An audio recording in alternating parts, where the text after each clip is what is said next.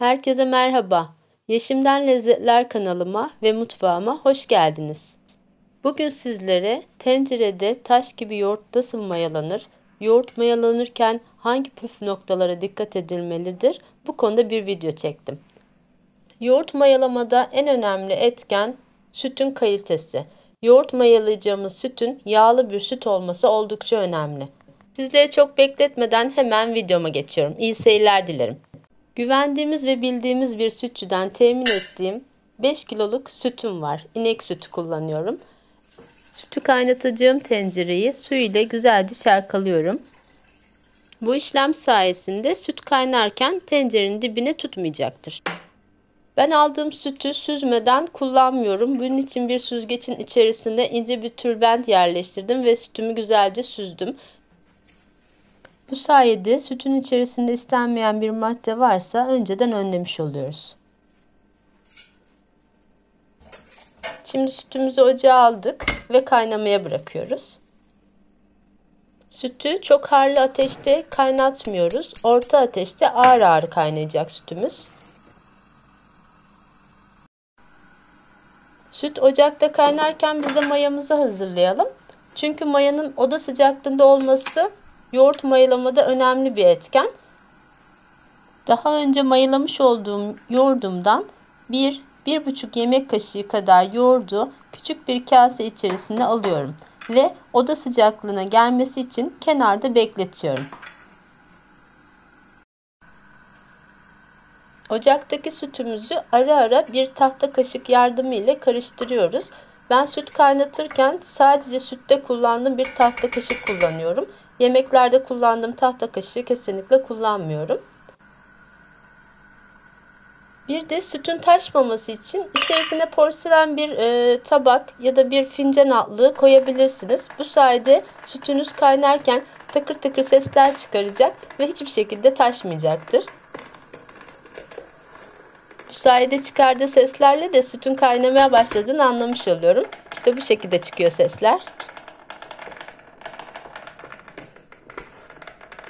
Süt kaynamaya başladıktan sonra yaklaşık 15 dakika boyunca orta ateşte kaynatıyorum. Sütün içine attığım porselen tabağımı da çıkartıp bir kenara aldım ve ağır ağır kaynatmaya devam ediyorum. Sütü kaynarken ara ara karıştırmamız sütün içerisindeki su buharının buharlaşmasını sağlayacak. Bu sayede de yaptığımız yoğurdun daha koyu kıvamlı olmasına neden olacaktır. Sütü kaynatırken sık sık karıştırmak koyu kıvamlı bir yoğurt elde etmede önemli bir etkendir. Sütümüz 15 dakika boyunca orta ateşte kaynadı. Şimdi altını kapatalım ve yoğurdu yapacağımız tencerenin içine sütü dökelim. Kaynattığım 5 kilogram sütün sadece 3 kilogramını yoğurt yapımında kullanıyorum. Kalan kısmını ise içmek için ayırıyorum. Videomu buraya kadar izlediyseniz eğer kanalıma destek olmak için abone olmayı unutmayın lütfen.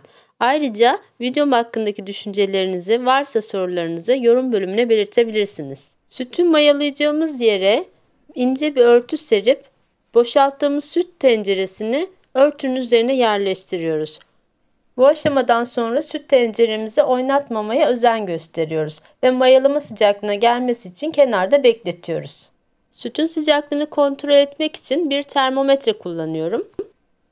Evimizde termometremiz yoksa eğer serçe parmağımızı sütün içerisine batırıp 7'ye kadar saydığınızda dayanıyorsa eğer süt mayalama sıcaklığına ulaşmış demektir. Sütü mayalama için ideal bir sıcaklık elde etmek gerekiyor. En ideal yoğurt mayalama sıcaklığı 41 ile 45 derece arasındadır. Sütüm istediğim sıcaklığa geldi. Şimdi mayalama işlemine geçiyorum. Bunun için önceden dışarı çıkarttığım oda ısısına gelmiş mayamın içerisine bir miktar tencerenin içerisinden süt alıp döküp karıştırıyorum ve pürüzsüz bir kıvam almasını sağlıyorum. Daha sonra hazırlamış olduğum mayayı tencerenin içerisine dökerek tahta kaşık yardımıyla hafif bir şekilde karıştırıyorum.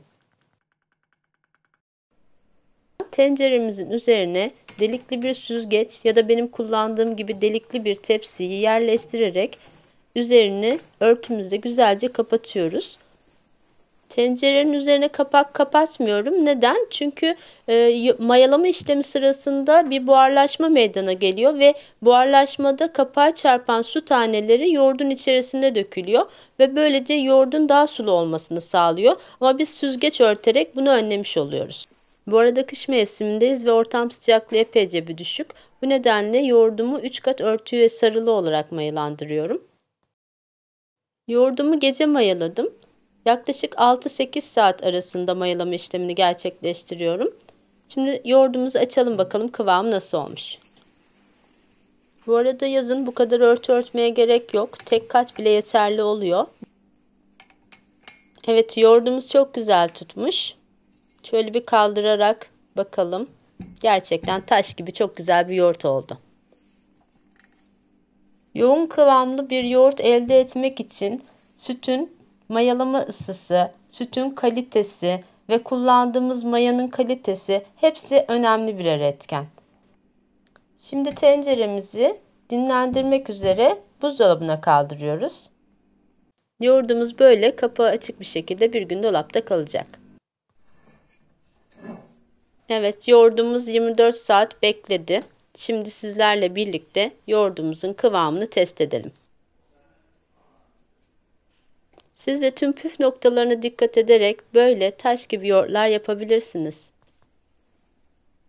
Videomda sizlere yoğurt mayalama hakkındaki tecrübelerimi, uyguladığım tüm püf noktaları detaylı olarak anlatmaya çalıştım. Umarım hazırlamış olduğum bu videoyu beğenmişsinizdir. Videomu izlediğiniz için teşekkür ediyorum. Deneyecek olan herkese de şimdiden afiyet olsun diyorum. Bir başka tarifte görüşmek üzere, hoşça kalın.